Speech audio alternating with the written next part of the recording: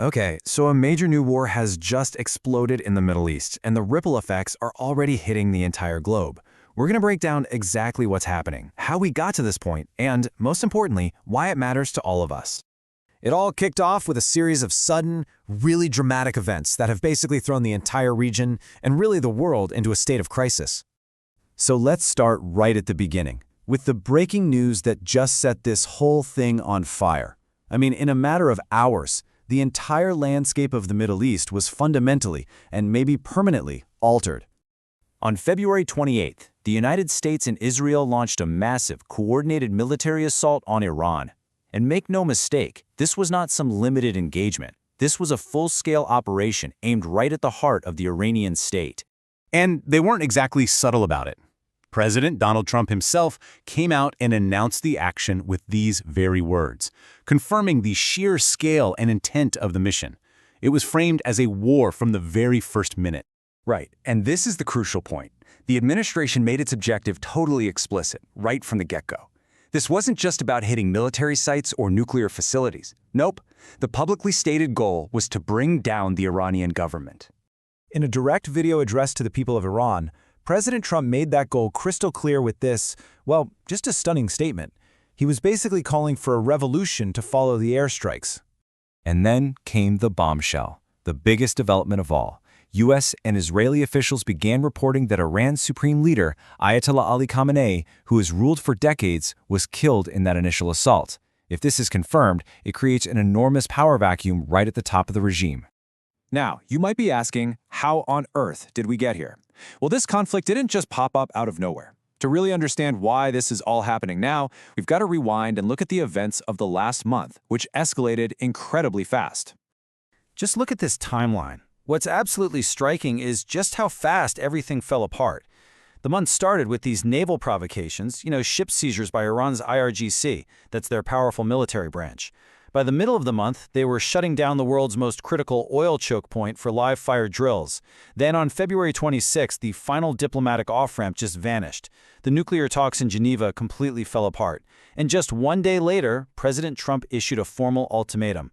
When Iran didn't comply, the strikes began. Iran's response? It was swift, it was massive, and it immediately turned what could have been a targeted strike into a full-blown regional war. And this perfectly illustrates the danger. Iran didn't just lob a few missiles back. It unleashed a barrage of missiles and drones against U.S. military bases and assets all across the Persian Gulf. We're talking Bahrain, Qatar, Kuwait, the UAE. This wasn't some symbolic response. It was a direct counterattack against American forces and their allies across the entire region. So, with a full-blown war erupting in the heart of the world's most important energy-producing region, the first and most immediate global impact, of course, was on the economy. And at the center of this economic crisis is this one waterway, the Strait of Hormuz. It is, and I'm not exaggerating here, the single most critical choke point for the world's entire energy supply. Just let that number sink in. 20%. 1/5 of all the oil that the entire planet consumes flows through that one narrow strait, a strait that is now an active war zone. This is exactly why this matters to everyone, everywhere. Of course, the markets reacted instantly. I mean, even before the first bombs fell, just the threat of a conflict after that ultimatum, it was enough to send the price of Brent crude oil spiking to a 7-month high. This is what pure geopolitical fear looks like on a market chart. To put this into perspective, let's compare it to a crisis you might remember. When General Soleimani was killed back in 2020, oil prices jumped, but they settled down pretty quickly because the actual flow of oil wasn't disrupted. This time is completely different. Analysts are warning of a structural shock to the entire global supply, with a very real chance that oil could break $100 a barrel and just stay there. And here are the actual forecasts that have economists so worried. Look at this. Just taking Iranian oil off the market could add $10 to a barrel. If shipping in the Strait of Hormuz gets seriously disrupted, we could see prices over $90. And the worst-case scenario, if oil infrastructure across the Gulf starts getting hit, we could be looking at prices near $130 a barrel, a level that would almost certainly spark a global recession. So, with the conflict now raging and the global economy on a knife's edge, we are left with several massive critical questions that are going to define what happens next. First and foremost, the leadership question in Iran: is Ayatollah Khamenei really dead? We have conflicting reports, with Western officials saying yes and Iranian media saying no. This creates this huge uncertainty. If he's dead, Iran faces a succession crisis in the middle of a war. If he's alive, the regime is just trying to project stability it might not actually have. Next, the billion-dollar question for the global economy. Will Iran actually try to fully close the Strait of Hormuz? They've threatened it for years, but it's a double-edged sword.